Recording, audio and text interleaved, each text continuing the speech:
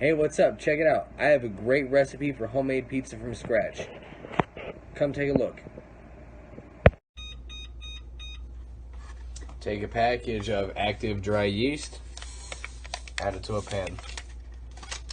Add in about 3/4 of a cup to 1 cup of warm water.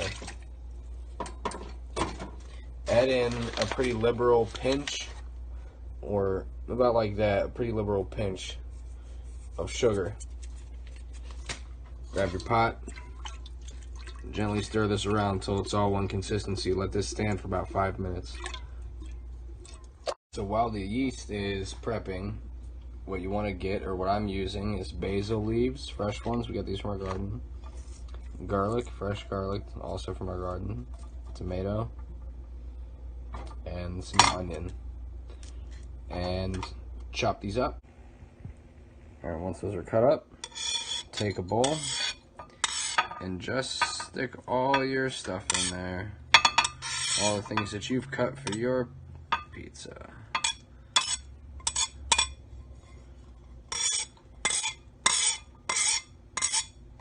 And I'm going to add the following seasonings to this. I'm going to add some salt.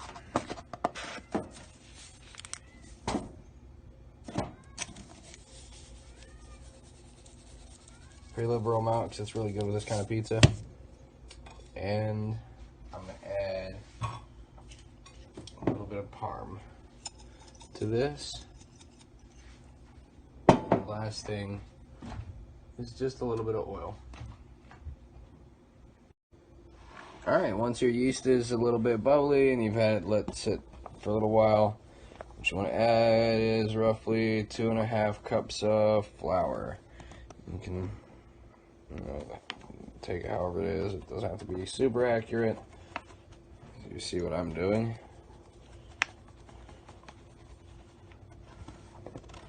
Then what you want to take, and what I'm using in mine, is I'm using a little bit of garlic powder in the dough mix.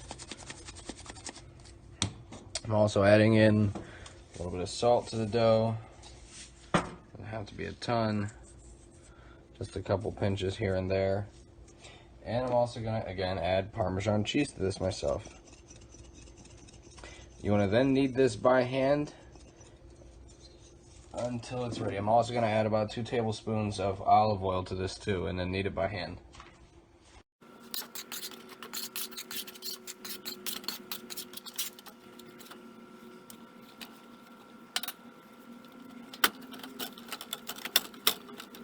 You have your dough kneaded, and you should be able to tell when it's kneaded by the stretchiness of it. It should stretch some. And what you want to do now is put a little bit of olive oil on your hands. Rub back and forth like this. Take and just kind of rub all over the outside of this dough with this oil. Try and kind of compact it together. Let this sit for about 10-15 minutes and rise. We'll see you then. So once your dough is risen, it should have gotten pretty big, and mine did. So what you want to do is pull it out and knead that a couple more times.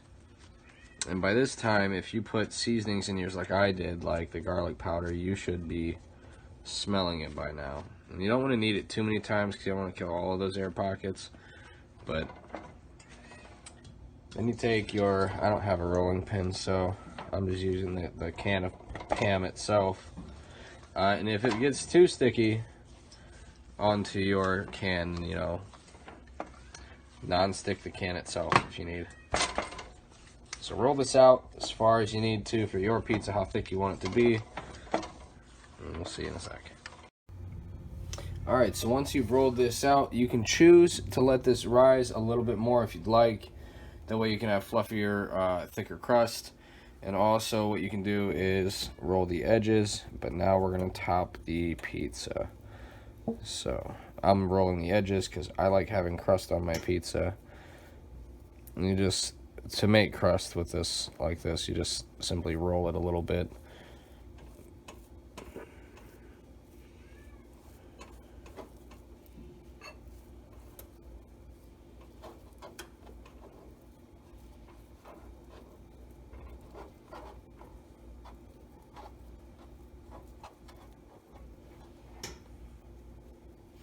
And now keep in mind that your crust will be about as thick as it is risen. And so will the thickness of your pizza dough. So if you want it to be a little bit thicker, wait about 5 or 10 minutes after you have flattened it out and rolled it before you put it in the oven.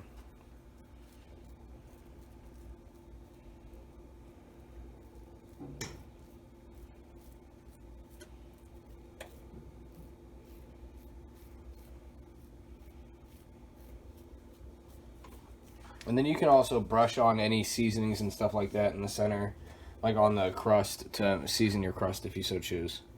Okay, and then I'm just using a can of tomato sauce I have here. And also, by the way, real quick, I'm sorry, add on about a tablespoon of oil on the surface of this, just enough to wet your fingers. This will help, and it's okay if you add the oil on out of tomato sauce a little bit. The oil helps with the pizza getting done. Prevents the sauce from making the pizza soggy, and it lets it cook. So the layer of olive oil in there helps. And you also want to take a fork and push and wiggle back and forth into your pizza, because this will prevent any air bubbles happening underneath your pizza and causing it to like not do well. So you want to have a bunch of little holes poked throughout it all over.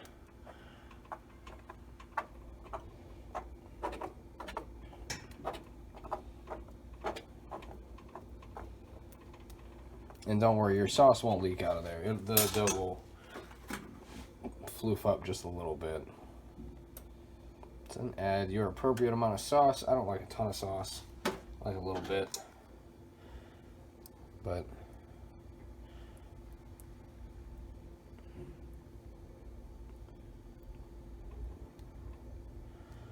once you've added your sauce, and you kind of want, I mean, the sauce, the cheese and stuff like that, and ingredients will soak this up a bit, so that's why I got a small can here. Crust can act like a little pool border.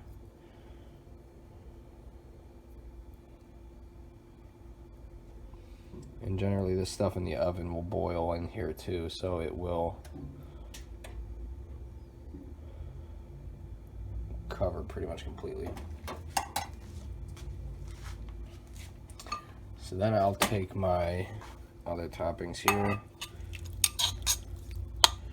all from the garden, and I will add these to the pizza here liberally, covering as much as I possibly can with the amount of toppings we have. And it looks like it's a pretty decent amount for the size pizza.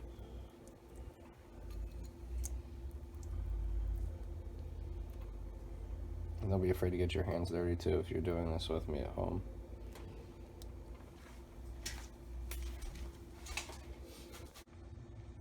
Now I'm also going to add on my pizza Parmesan cheese with Romano in it. I add this down first, just preference. You can put it on top afterwards, whenever.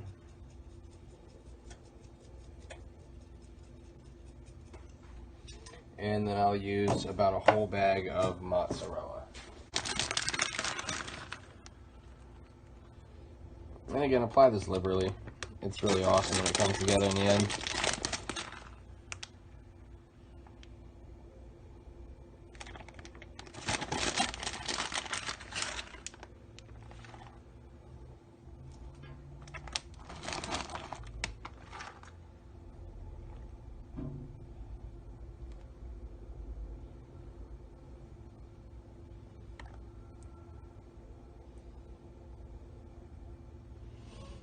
So then we're going to let this rise for about 5 or 10 more minutes and throw it into our preheated oven.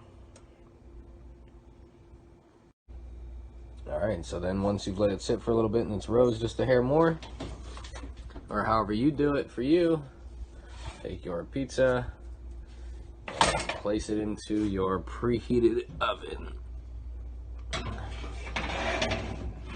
The varying cook time on this is anywhere between 20 and like 40 minutes or something like that. So just periodically check this.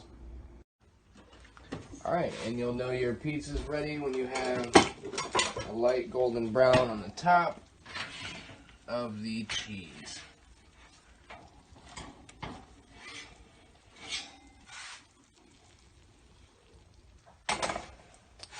Let it cool for a few minutes. Serve and enjoy.